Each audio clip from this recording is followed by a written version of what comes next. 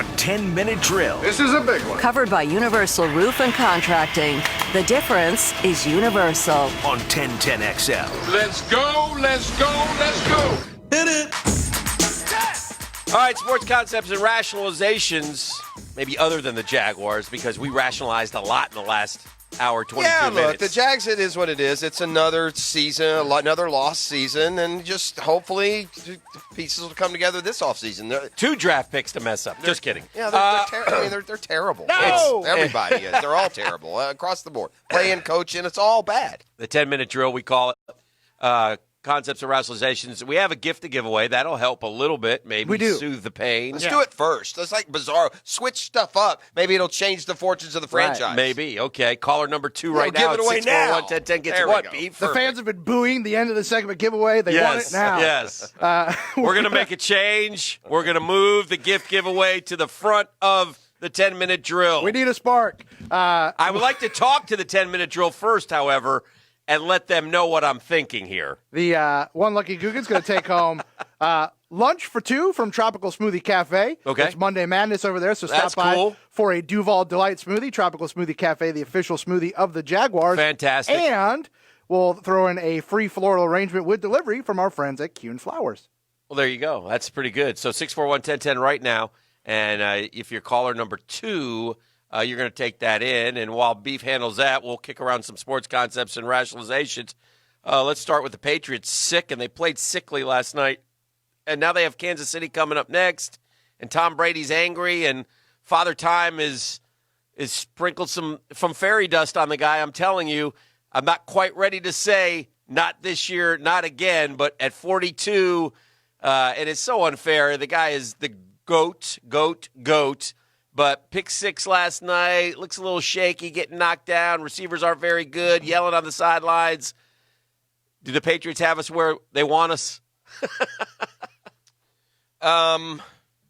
Boy, they might. I tell you what I took out of the Patriots picking up their second loss. There is a common denominator, and it's a theme that's going to exist in the postseason as well. And the 2 games they lost were to Lamar Jackson and Deshaun Watson, dual-threat quarterbacks, that can beat you both inside and outside the pocket. So, Houston, it would appear, and Baltimore for sure are going to be in the postseason again this year. To your point, they certainly don't look as unbeatable as you thought they were even a couple of weeks ago. Their defense is really good, but the Houston offense put is not- 29 on them last night. I thought the offense, because this is what happens with New England. They're just like they're that way.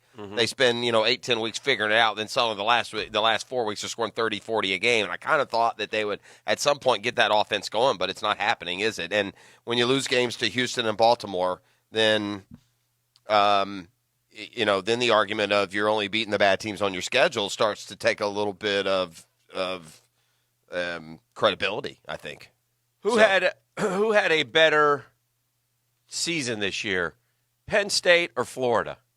Because ultimately, I think that's what it's going to come down to, whether Florida gets into a New Year's Day 6 Bowl. Will it be Penn State or will it be Florida? What say you, Jeff Prosser? Very similar type seasons. Oh gosh, I mean we're splitting hairs, really. Why can't Penn State and Florida play in the Orange Bowl? Problem solved. Because because an ACC team. Well, okay, then I got a better one for you. Penn State and 2 top 8 teams, Penn State and Florida, should definitely be in the Cotton Bowl. Oh no, that's right. No. You got a participation award. Yes. Some stupid crap team from Memphis, or because why? We all feel better. So who loses? I don't know. Yeah, the Gator fan loses. That's who. Who? I think that I can't. That's that they're the same. They're the same. They're the same schedule. They both went 10-2. They both play in good leagues that have very good representation. They both have good wins. They both lost to good teams only. Yeah. Right. I would say Florida's resume is a little bit better because now the whole season's done, and their only 2 losses were to 1-4. Yeah. And they beat and now the SEC schedule's played out, and these teams that you were shutting out and weren't that impressed by suddenly are 7-5 or 8-4 football teams that are going to bowl games. So, I'm sure around these parts you would say that Florida has had the better season. I think Penn State's going to go to the Rose Bowl, though, Hick. So I don't know why you're – Yeah. Yeah, I mean, everything that we are on opposite sides of this. We're getting different info. Okay. Whenever you're sure they're going, I'm hearing they're not. Whenever you're sure they're not, I hear they're going. I think that Florida's going to the Cotton or the Orange. It's one of the two. I do too. But I think it could become Well, between Penn State. Well, they're saying that here's what happens. Yeah. Wisconsin loses to Ohio State in the Big Ten championship game, and Penn State gets that second Big Ten berth to the because the Rose Bowl has to take Big Ten. Yeah. So if they have a team in the playoff, it's going to be either. So really, if you're a Gator fan, you kind of want Wisconsin to get waxed, I guess. Right? If Wisconsin plays good, then or even beats them, then they'll go to the Rose Bowl. So I don't know. I continue to be amazed. Well, let's get actually something specific. Surprised at all Felipe Franks left?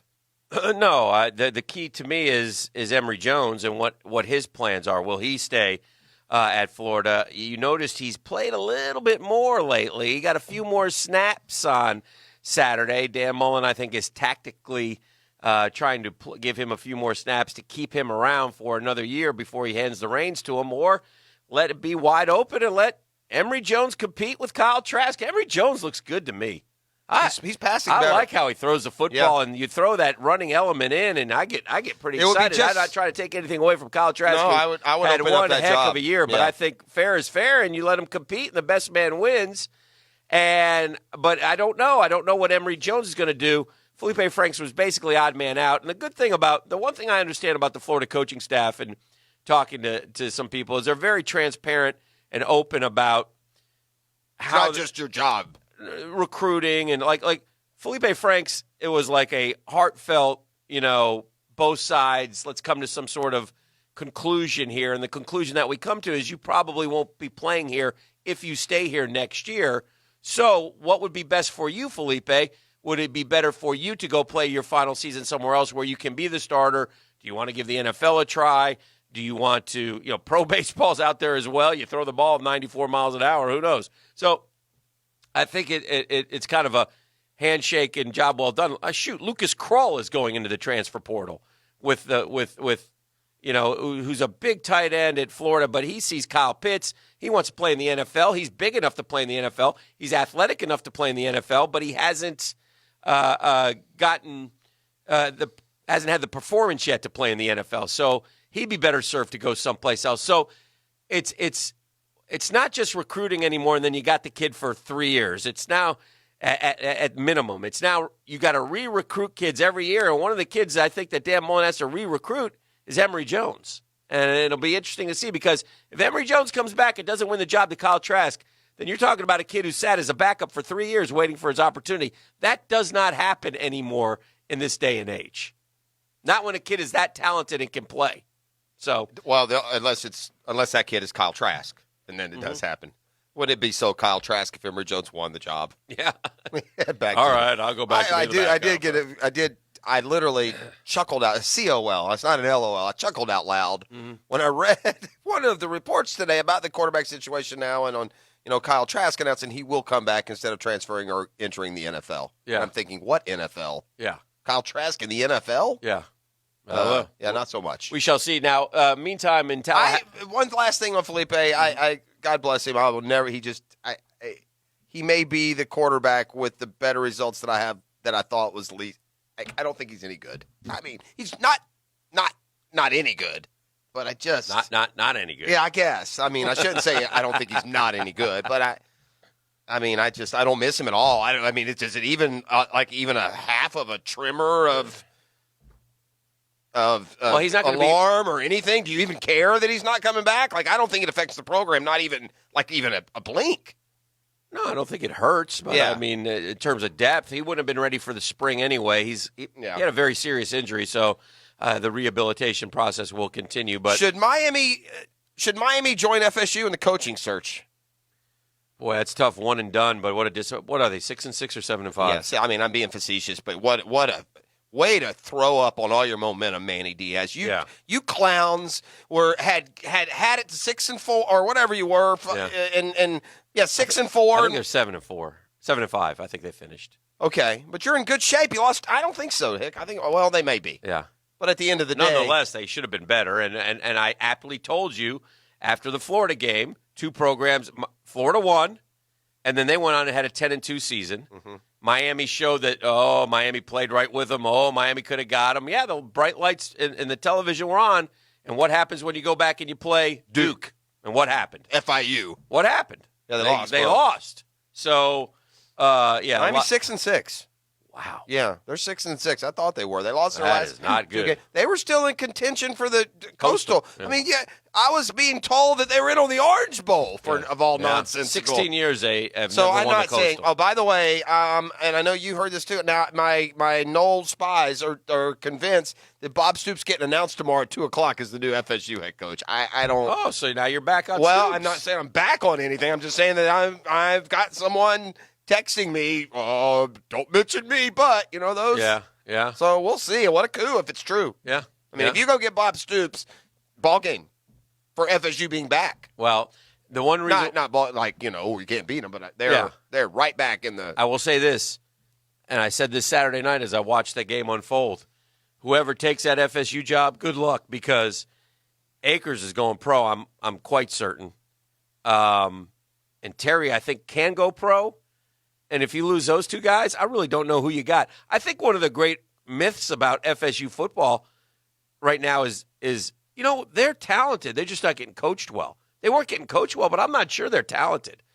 If you go look at the kids they honored in their senior class versus the kids Florida honored in their senior class, and I'm pretty sure that 4 years ago, FSU had a higher recruiting ranking than Florida did because that was one of Jimbo's classes. There's no comparison advantage. Florida had a bunch of really good football players who came out of that tunnel on senior night. FSU had hardly anybody. It's one of the slowest FSU teams I've ever seen, and I was shocked at how defensively how bad they were. I mean, it's hard. Listen, It's hard to look at that uniform. I don't like you at all, FSU, and I enjoyed the moment, but I was stunned to watch FSU football and with no see concern. that uniform Yeah. and see No bad concern football. for them beating you. None. Yeah. And I don't care if Terry had gotten free 3 times. Yeah, then it would have just been 48-20. Yeah. Whatever. They were going to gonna beat them by 4 touchdowns. One way or the Akers other. got his run, and Terry got his touchdown. But other than that, it was not pretty. And I don't know that you have a good luck. There's a lot of work to do there. And if it is Bob Stoops, though, that would be salvage. I have a question for you. A horrible, horrible 3-year run now for Florida State. So Utah beats Oregon, and Yes. Oklahoma beats Baylor. Who are you putting in there? I think Utah will get in. Do you agree with that? I think is that anti-Oklahoma? Jeff, it would be unfair and disingenuous. I've seen Utah maybe. Yeah, a I saw quarter them the other this year. day. It's the first time I've seen them. I haven't seen Utah. I don't watched know- them against- I don't know anything about Utah. And They that's- got, you know what they got? They I'm got, not a they committee got member, these 3 though. or 4 kids from like Hallandale, and they got these 4 Florida kids that have gone out. They play quarterback, running back, and they and that okay, was, we'll come out there, coach. that's what I gleaned from my half of football of Utah that I watched over the weekend, and then they pulled away from Colorado. and then I got tired of it. why is Utah? Oh, Oregon has 2 losses. That's why. Yeah. I was going to say, why is Utah better than Oregon has 2 losses? But I Well, mean, they've got the Van Horn kid who can really shoot it.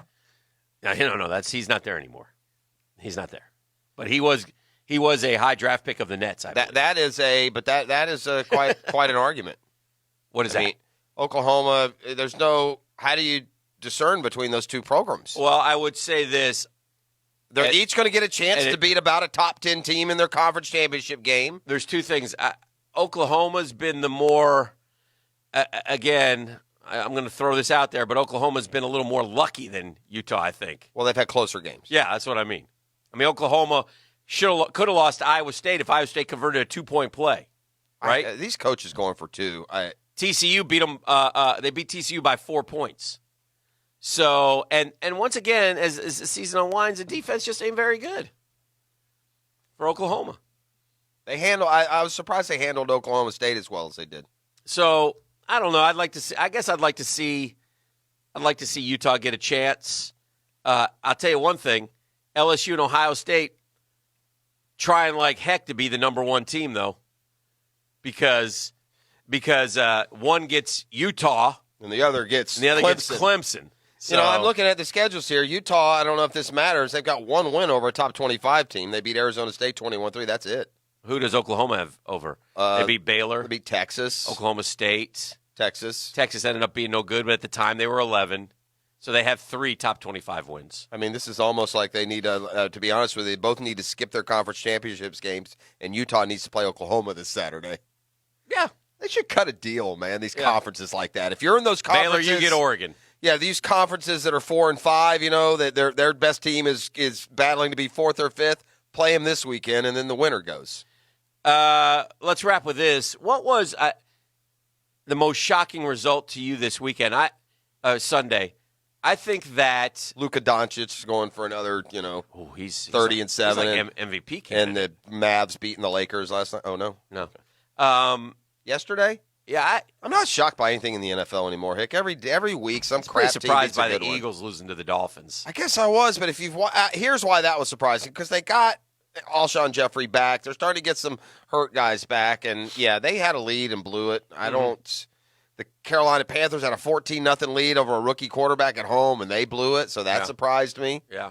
I was surprised. That was a surprise. I was surprised, not necessarily with the win, but with the ease with which the Bills beat the Cowboys on Thanksgiving. Bengals over the Not a huge shot. I guess I'm Jets. surprised that the Jets stepped back as harshly as they did. I mean, they just beat the pants off of Oakland last week, Dan. Mm-hmm.